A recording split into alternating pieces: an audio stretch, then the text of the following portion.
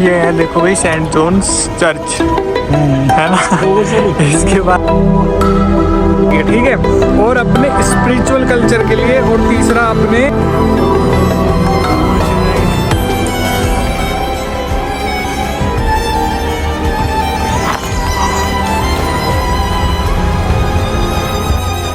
जैसे जैसे ये ऊंचाइयां बढ़ रही हैं वैसे वैसे शहरों का शोर और पर्वतों की ठंडी हवाएं बढ़ती जा रही हैं।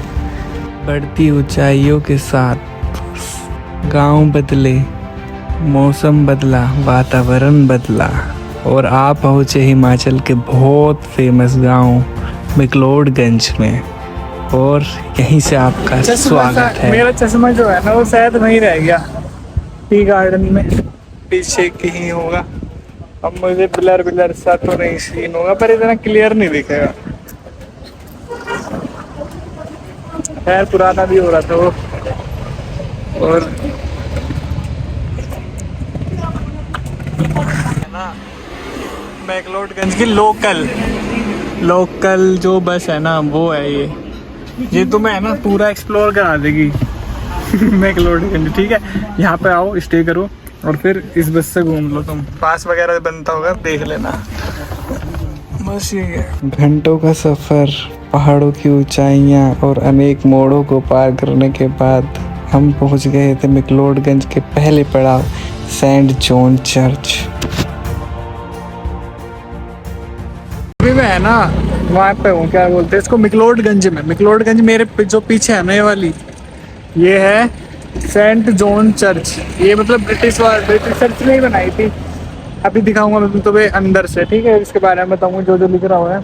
और यहाँ पे है ना मैक्लोडगंज में इसको बोला जाता है लिटिल लहसा है ना, एक शायद चाइना में जगह यहाँ पे ये छोटा लहसा है, क्योंकि यहाँ पे है ना तिब्बतियन बहुत रहते हैं। मतलब मेजर पॉपुलेशन जो है ना वो है तिब्बतियन की, है ना, तिब्बतियन जो लोग हैं ना यहाँ पे। और ये जो यहाँ पे है ना रेजिडेंस भी है उसकी, क्या बोलते हैं उसे, दलाई लामा की रेजिडेंस जो होती है ना वो यहीं पे ही है।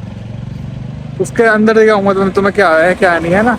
अभी जो मैं खड़ा हूँ यहाँ पे हूँ, ठीक है। ये भेलपूरी खाने के लिए हम रुके थे, ये हमने खाई है, 50 रुपये पर प्लेट दी थी। मैक्लोडगंज है ना वो मशहूर है अपने तिब्बतन कल्चर के लिए, ठीक है, और अपने स्पिरिचुअल कल्चर के लिए, और तीसरा अपने एक्टिविटी तो नहीं है यहाँ पे, तीसरा अपने जो स्टनिंग व्यूज़ आते हैं ना, सीनिक जो व्यूज़ आएंगे धौलाधर माउंटेन रेंज के लिए, उसके लिए यहाँ पे वो होता है। यहाँ पे एक मोस्ट फेमस ट्रैक है, मतलब मोस्ट फेमस कह रहा हूँ मैं, बहुत ज़्यादा फेमस ट्रैक है, क्या बोलते हैं उसे, ट्रिन ट्रैक, उसका गेट पे है, वो यहीं से ही होता है ट्रैक। वो देखते हैं करेंगे नहीं करेंगे वो बात की बात। अभी दिखा देता हूँ मैं तुम्हें जो चर्च जो है। ये है देखो भाई सेंट जॉन्स चर्च है ना। इसके बारे में वो ये बेल बताने की इस चीज़ की है, देखना बेल। हाँ, इसके बारे में पता है कि 1905 में पूरे कांगड़ों में है ना अर्थक्वेक आया था, उसमें बहुत ज़्यादा मैसिव डिस्ट्रॉयशन हुई थी, है ना। तो उसमें ये अकेली बिल्डिंग थी जो बच गई थी और हिली तक ही नहीं थी। अब कुछ भी कह लो, कुछ भी मान्यता है, जैसे वो केदारनाथ की थी, लेकिन स्ट्रक्चर बड़ा शानदार है इसका। कहा जाता है इस इमारत के सारे पत्थर और सारा सामान इसी पहाड़ और लोकल बाजार से लाया गया था, और ये इसी एस्थेटिक चीज़ में पहाड़ों के साथ घुल मिल गई है। Saint John in the Wilderness, इसका नाम वाइल्डरनेस इसलिए ही रखा गया था क्योंकि उस समय इसके आसपास देवदार के घने जंगल और अंधेरा था, जो कि आज भी कहीं ना कहीं कायम है।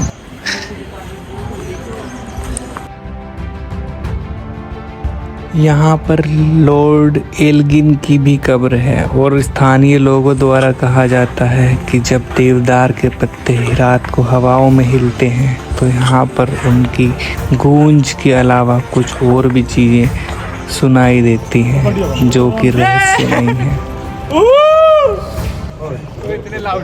भाई ये मुर्दे बाहर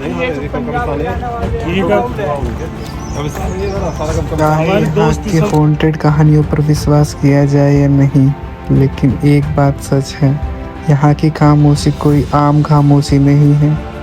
और शायद इसी वजह से Saint John's in the wilderness Dharamshala का सबसे आइकॉनिक प्लेस में से एक है। Saint John in the wilderness में कुछ देर बिताने के बाद यहाँ की शांति और देवदार की ठंडी हवाओं को पीछे छोड़कर हम पहुँच गए थे मिक्लोडगंज की मेन सिटी में, जहाँ की वीडियो आगे होगी। तब तक के लिए बाय। तो भाई आ गए मैक्लोडगंज, ये रहा मेरे पीछे sign board, I love McLeodganj. मैं तुम्हें दिखाता हूँ क्या है।